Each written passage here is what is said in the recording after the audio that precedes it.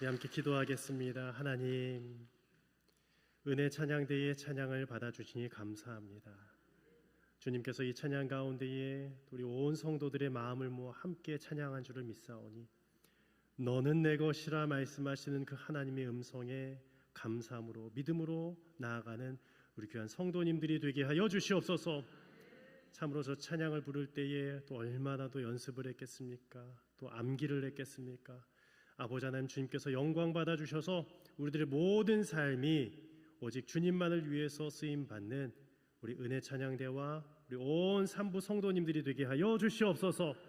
예수님의 이름으로 기도합니다. 아멘. 네, 할렐루야. 네, 할렐루야. 오늘 성찬식을 1부, 2부, 3부까지 이렇게 진행하면서 너무 감사했습니다. 너무 거룩하고 또 뜻깊은 시간이고 또 성찬을 진행하면서 또 많은 분들이 우셨어요. 근데 저도 이 성찬을 준비하면서 너무 감사했는데 1부 때에는 조금씩 실수가 있었습니다. 저도 사람인지라 이쪽 길로 와야 되는데 저쪽 길로 오고, 그리고 아까 떡을 받아야 되는데 그때 다 같이 일어나십시오 해야 되는데 그냥 앉은 상태에서 떡을 받게 하고, 저는 평생 기억이 날 것 같습니다. 그래도 이 귀한 성찬 1부부터 2부, 3부까지 하나님께서 우리들에게 귀한 성찬을 베풀어 주신 줄을 믿습니다. 여러분들, 우리들은 무엇을 먹고 마시고 있습니까? 예배 시간에 어떤 음식을 먹는다라는 것은 사실은 금지되어 왔고요. 아이들도 이제 부스럭부스럭 무엇을 먹을 때에 그 옆에 계신 부모님들은 가능한 먹지 못하도록 제재를 가합니다. 그런데 예배 시간에 먹을 수 있는 딱 한 시간이 있습니다. 바로 성찬의 시간이죠. 우리의 입으로 주님께서 베풀어 주신 그 떡과 잔을 마실 때에 그 가운데 베풀어 주시는 은혜는 너무나도 놀라워서 우리가 날마다 성찬에 참여할 때마다 그 감격 가운데에 눈물도 흘리고 우리의 그동안 있어왔던 모든 죄들을 다시금 회개하기도 하는 것이 성찬의 시간입니다. 그런데 우리가 이렇게 먹는 것이 중요한데요. 그런데 이 성찬 시간 외에 우리가 세상으로 나아갈 때에 우리들은 과연 또한 무엇을 먹고 있습니까? 거룩한 주님의 몸, 거룩한 주님의 보혈을 입은 자들이 우리가 좋은 음식을 먹으면 얼마나 좋겠어요. 그런데 좋지 않은 음식을 먹을 때도 너무나 많다라는 것이에요. 제가 이 설교를 준비하면서 누구부터 회개했겠습니까? 저부터 회개했어요.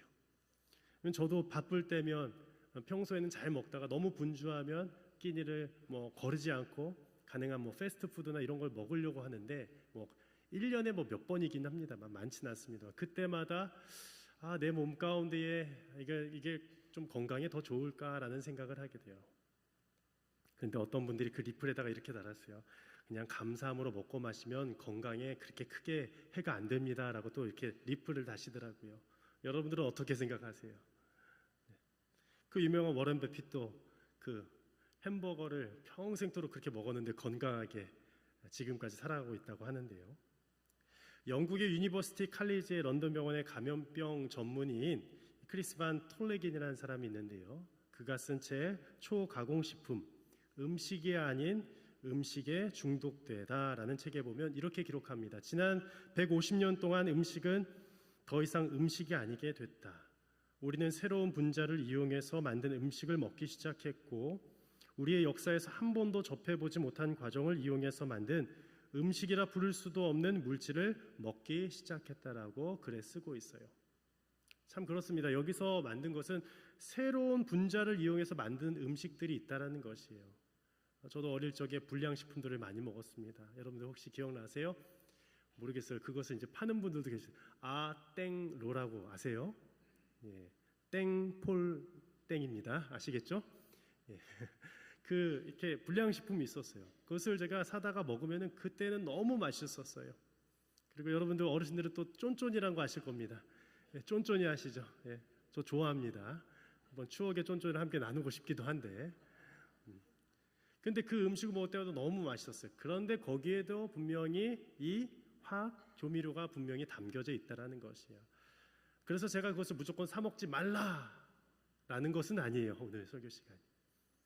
좀 더 좋은 음식을 먹고 우리의 몸을 관리했으면 좋겠다라는 마음도 있었지만 우리 마음 가운데에 우리가 또 마음적으로 또 영혼적으로도 더 좋은 음식을 먹으며 살아가는 것이 너무나 좋겠다라는 것을 오늘 말씀 가운데 전하고 싶었습니다. 오늘 본문으로 들어가서 예수님께서는 제자들의 삶 속에 더 좋은 유익을 주시고자 마지막 만찬을 베풀어 주셨습니다. 레오나르도 다빈치가 그린 유명한 작품이죠. 최후의 만찬이라는 작품입니다. 우리가 화면으로 보시면 아시겠지만 가운데 누가 계십니까? 예수님이 앉아 계십니다. 그리고 좌우에 6명씩 앉아 있는데 더 자세히 살펴보면 3명씩 그룹을 이루어져 있다는 것을 알 수가 있어요. 그런데 한번 볼까요? 예수님의 왼쪽 편에 가장 가까이에 누가 앉아 있을까요? 바로 사도 요한이 앉아 있습니다. 그가 살짝 이렇게 비스듬히 기대어 있는 것 같아요. 사도 요한이죠. 그런데 사도 요한과 얼굴이 맞닿아 있는 백발의 좀 중년의 남성이 나옵니다. 그가 누구일까요? 바로 베드로입니다. 베드로인 것을 어떻게 알 수 있을까요? 눈이 좋으신 분들은 혹시 보이세요? 이 뒷춤에 뭐가 하나가 있어요? 칼이 하나가 있어요. 칼이 하나가. 그 칼은 무엇을 의미하느냐? 바로 겟세마네 동산에서 말고의 귀를 자를 그 혈기왕성한 베드로를 암시하고 있다는 것이죠. 그런데 이 베드로와 사도 요한 바로 앞에 있는 한 사람 또 누굴까요? 그럼 예수님의 그 3대 제자 중에 한 명일 것 같은데 아닙니다. 누굴까요? 바로 가룟 유다입니다. 그것을 또 어떻게 알 수 있을까요? 손을 한번 잘 보십시오. 어디에 있어요? 상 위에 있는데 무엇을 쥐고 있습니까? 돈꾀를 쥐고 있다는 거예요. 그는 돈을 맡은 관리였습니다. 그런데 그 돈꾀는 또 무엇을 의미하느냐? 30냥의 은 30냥의 예수 그리스도를 팔 것을 암시하고 있다는 것입니다. 그리고 많은 제자들이 옆에서 놀라고 있습니다. 누가 예수님을 팔겠습니까? 논쟁이 붙었습니다. 그럼에도 불구하고 예수님은 그 식탁의 자리를 끝까지 유지하셨다는 거예요. 근데 저는요, 이 말씀을 준비하면서 이 본문이 연결된 본문, 가룟 유다가 배반한 사건이 함께 나오게 되는데, 저는 이 말씀을 평생 읽다가 늘 고민이 있었어요. 과연 이 가룟 유다는 예수님의 성찬식에 참여했을까, 참여하지 않았을까라는 질문이었어요. 우리 성도님들은 어떻게 생각하세요? 가룟 유다가 예수님이 베푸신 이 최후의 만찬에 참여했을까요, 안 했을까요? 아무도 모릅니다. 제가 이렇게 질문을 드리는 것은 학자들도 발견하지 못한 것이에요. 그런데 대부분의 학자들은 그래도 이 식탁의 자리에는 있었다라는 것이에요. 레오나르도 다빈치도 성경에 근거해서 식탁의 자리까지는 있었어요. 그런데 그때 이 성찬을 받았을 때에 이것을 받았는지 아니면 받다가 그것을 별 의미가 무엇인지 모르고 그냥 후다닥 그 사탄의 꾀임에 넘어가 도망갔는지는 잘 알 수 없습니다. 하지만 중요한 것은 남은 11제자는 이 성찬에 끝까지 참여하여 예수님의 그 구원의 영생의 기쁨을 누렸다는 것이에요. 바라기는 이 자리에 계신 모든 분들 가운데에 마지막까지 남아있는 그 은혜가 있었으면 좋겠어요.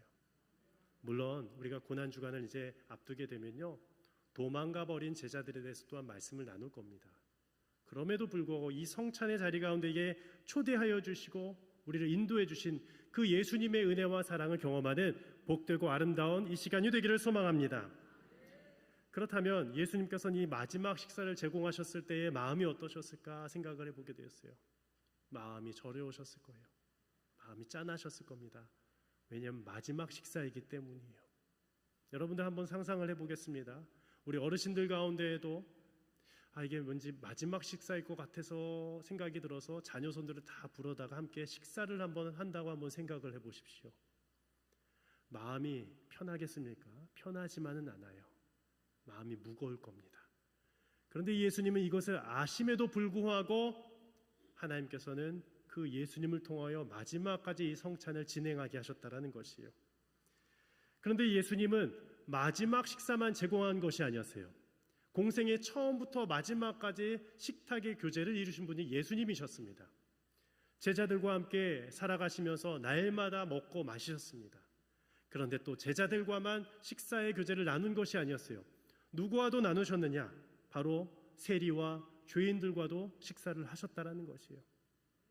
즉 제자들이 봤을 때는 저 사람은 아닌 것 같은데 라고 하는 사람인데 그 사람에게 찾아가서 먼저 식사를 하시는 것이에요. 그 유명한 사람이 누구였습니까? 삭개오였습니다. 내가 너의 집에 들어가 유하여야 하겠다.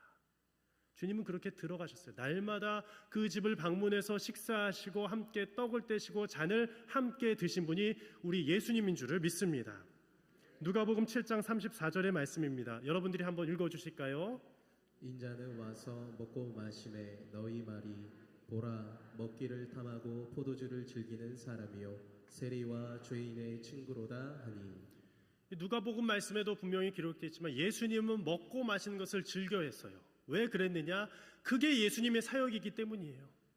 예수님의 사역이 가르치고 복음을 전하는 것만이 아니었습니다. 먹고 마시는 것도 주님의 사역이었습니다. 그래서 요즘에 전도를 할 때에 아주 기발한 방법들이 있어요. 가장 중요한 게 뭔지 아세요? 나랑 한번 밥 먹자예요. 여러분 많이 아시죠? 밥을 먹을 때부터 나랑 한번, 그럼 밥이 부담되면 뭐예요? 차라도 한번 마시자라는 거예요. 그래서 예전에도 그런 운동에서 전도하기 전에 누군가를 예수님께 초대하기 전에 먼저 커피를 마시고 이 음식을 먹는 그런 준비하는 훈련들이 있었습니다. 그게 바로 식탁의 초대로의 교제인 거예요.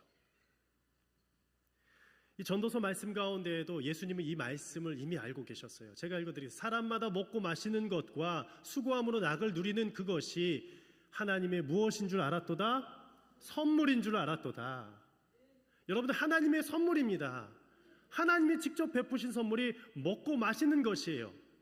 그런데 중요한 거 오늘 이 말씀 가운데 전도서 말씀 가운데 있지만 무저지함 가운데 먹고 마시는 것이 아니라 그 삶 가운데는 신앙이 있었고 그리고 절제가 있었어요. 하나님을 경외하는 마음이 있었어요. 예수님께도 똑같은 마음이 있었습니다.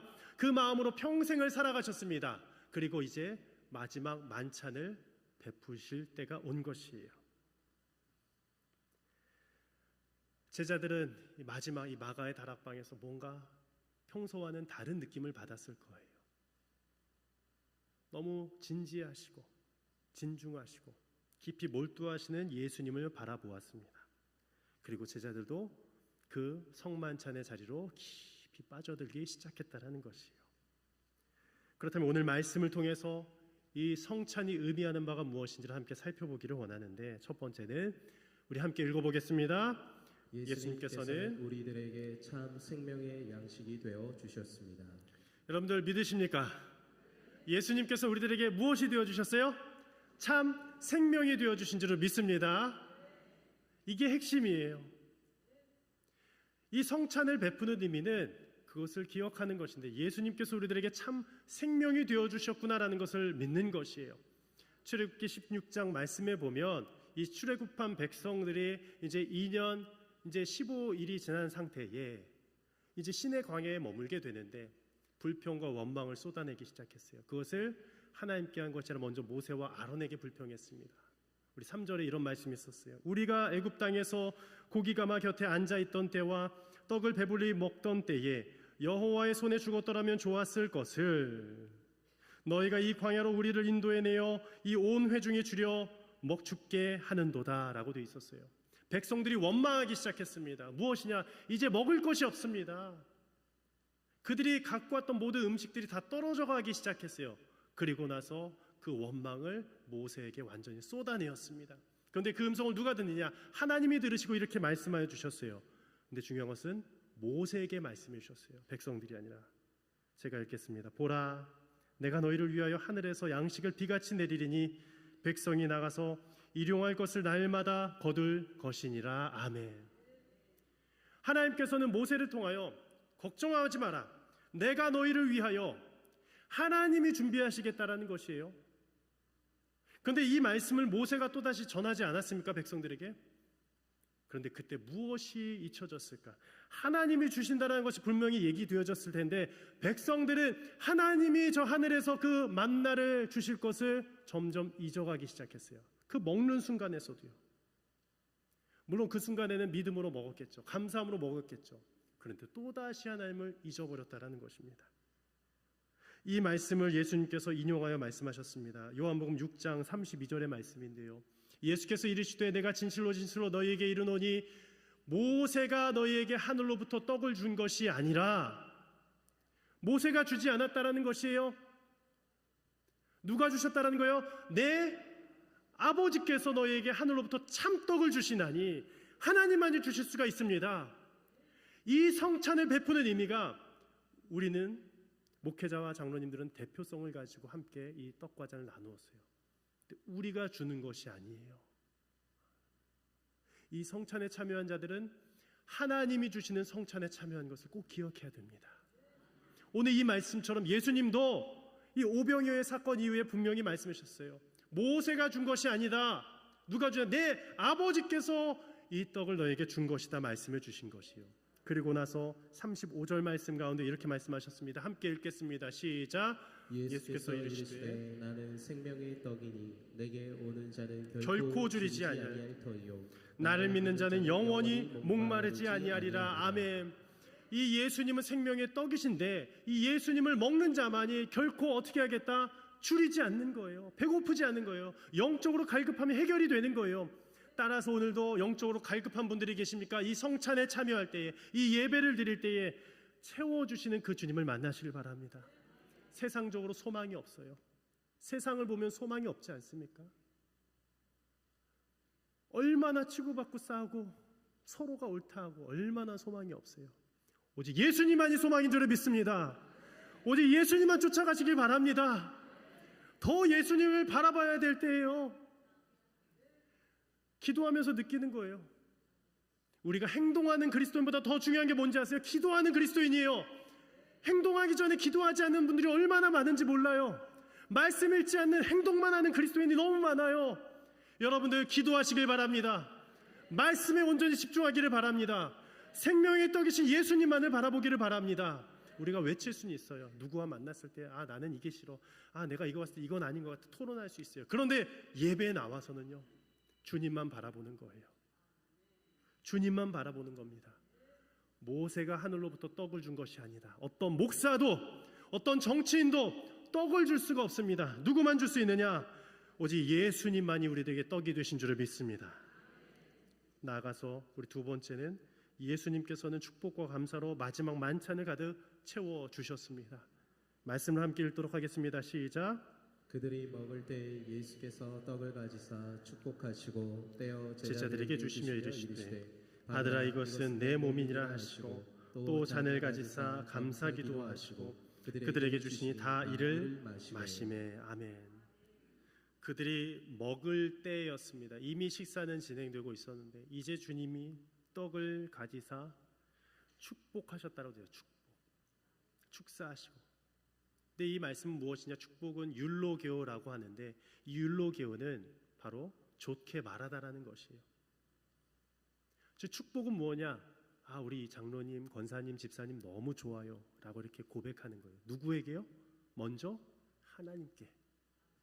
하나님 이 장로님 너무 좋으십니다. 권사님 너무 좋으십니다. 그게 축복의 시작입니다. 그리고 그것을 누구에게 내뱉는 줄 아십니까?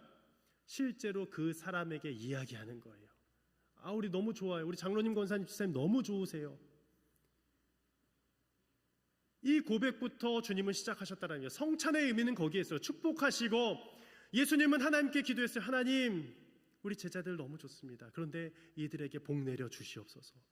이게 담겨져 있는 게 축복의 의미, 성찬의 의미예요. 그리고 감사기도 하셨는데 유카리스티오라고 하죠. 감사입니다. 실제로 감사해요. 얼마 전에 우리 남편분이 수술을 받으신 분이 계셨어요. 근데 이 남편분께서 수술을 하다 보는데 혈액이 없는 거예요. 혈액이. 이 코로나 이후에 헌혈을 많이 안 한다고 합니다. 우리도 한번 이 헌혈차를 와서 한번 이렇게 헌혈을 하는 캠페인을 했으면 좋겠는데 언젠가는. 그런데 이 헌혈이 없으니까 누가 헌혈해야 되겠어요? 가족이 해야죠. 가족이 혈액형이 맞으니까 아들이 와서 헌혈하고 딸이 와서 헌혈해야 되고 또 모자라니까 또 누가 해야 돼요? 아들의 딸의 친구들이 또 와서 헌혈해주고 친척들이 와서 헌혈해 주는 것 아니겠습니까? 그래서 이것을 몇 팩을 받아서 수술이 그제서야 시작이 되는 거예요. 그때 수술이 시작됐대요. 근데 우리 예수님께서는요 자신의 피를 다 쏟아주셨어요. 그냥 몇 cc가 아니라 이 몸속에 있는 수십 리터의 모든 보혈을 다 쏟아주신 분이 예수님이십니다. 그런데 그것을 담아 형상화하여 미리 그것을 흘리시기 전에 보여주신 거예요. 그게 바로 오늘 성찬의 보혈의 의미입니다. 여러분들 예수님께서는 이 보혈을 흘리실 때에 어떻게 하셨느냐? 슬퍼하지 않으셨어요. 그래서 예수님도 너무 슬퍼하지 말라 말씀하신 거예요. 오늘 이 성찬에서도 주님은 눈물을 흘리신 게 아니라 감사하셨다라고 돼 있어요. 죽으심에도 불구하고 감사하셨습니다. 여러분들 우리 모든 꿈의 숲교회 성도님들 가운데에 이 감사가 넘치길 바랍니다. 성찬을 받으실 때에 축복과 감사로 나아가신 예수님의 은혜가 풍성히 넘치기를 소망합니다. 마지막으로 우리 예수님께서는 성찬을 통해 주님을 기억하길 원하셨습니다. 이 예수님을 기억하다라는 말은 아남네시스에서 왔습니다. 아남은 아나, 다시, 그리고 네시스, 엠네시스, 기억이라는 거예요. 즉 다시 기억하는 게 성찬이라는 거예요. 성찬에는 참 생명이 있고 성찬에는 축복과 감사가 있고 성찬에는 무엇이 있느냐? 예수님을 기억하는 시간이 이 성찬을 통해서 계속되어지는 거예요. 제가 한 번은 우리 한 성도님이 오셨어요. 한 40대 되는 성도님이 오셨는데 본인이 군대에서 세례를 받으셨대요. 그런데 그 세례가 조금 아쉬웠대요. 그때는 초코파이 하나 때문에 받으셨다는 거예요. 다 기억나실 거예요. 초코파이 하나 때문에 받았는데 그때는 내가 진짜 믿음이 없었는데도 그냥 초코파이 주니까 가서 세례 받았는데 신앙생활 하다 보니까 이제 와서 내가 예수님이 누구인지를 알고 예수님이 나를 구원해 주신 줄을 이제 믿고 이제 진짜로 받고 싶은 거예요. 그래서 세례를 베풀어 달라고 찾아오시더라고요. 물론 저는 이제 부교육자이기 때문에 세례반을 운영하기 때문에 제가 뭐라고 말씀드렸을까요? 또 받으십시오라고 했을까요? 아니면 한 번이면 족합니다라고 했을까요? 어떻게 잘하셨어요? 세례는 한 번만 받으면 됩니다. 그것이 비록 초코파이였을지라도요. 제가 그렇게 말씀드렸어요. 그것이 비록 초코파이였을지라도 세례는 한 번입니다. 그때 믿음이 없었을지라도 그때 베풀게 하시고 그때 받게 하신 것도 주님인데 이제 그 세례에 믿음을 더하십시오. 그리고 받으시려면 이제 입교하시길 바랍니다. 입교 훈련을 받으라고 했어요. 여러분 세례는 몇 번이라고요? 한 번이에요. 물론 재세례파 계십니까? 뭐 2번 받기도 해요. 유아세례를 인정을 안 하는 파들도 있습니다만 저희 교단은 유아세례를 인정합니다. 성령님께서 베푸시는 것이기 때문에. 그런데 성찬은 몇 번일까요? 한 번으로 끝났을까요? 한 번이면 2000년 전에 딱 끝났어야 돼요. 예수님이 돌아가신 이후에 그때 그 최후의 만찬이 처음이자 마지막 성찬이 되어야 되는데 왜 지금도 우리들은 성찬을 몇 번 받으셨습니까? 10번 넘게 받으셨을 거예요. 50번? 심지어 100번 넘게 받으신 분들도 계실 거예요. 그런데 중요한 것은 그때마다 새로운 것은 예수님을 기억하기 때문인 거예요. 목사가 기억되는 것도 아니고 장로님들이 기억되는 것도 아니고 누구만 기억되느냐? 예수님만 기억하시는 아름다운 복된 성찬이 되시기를 진심으로 축복합니다. 마지막으로 누가복음 22장 19절 말씀입니다. 우리 함께 읽고 예배를 마칩니다. 너희가 이를 행하여 나를 기념하라 하시고 나를 기념하라. 예수님을 기념하시기를 바랍니다. 함께 기도하겠습니다. 살아계신 하나님 아버지, 오늘도 성찬 예배로 주님 앞에 나아갔습니다. 2025년도를 맞이하여 첫 성찬인데 이곳 가운데에 주님의 그 떡과 잔을 통하여 예수님의 그 보혈과 찢기신 몸이 우리 가운데 이미 역사되어진 줄을 믿습니다. 아버지 하나님, 주님께서 인도하여 주셔서 평생 살아가면서 참 생명을 품게 하여 주시니 감사드립니다. 축복과 감사가 넘치는 인생이 되게 하여 주시며 예수님을 날마다 기억하는 사순절 기간이 되게 하여 주시옵소서. 우리의 심장이 뛰게 하시고 우리를 주님의 그 몸과 피로 초대하여 주신 예수님의 이름으로 기도합니다. 아멘.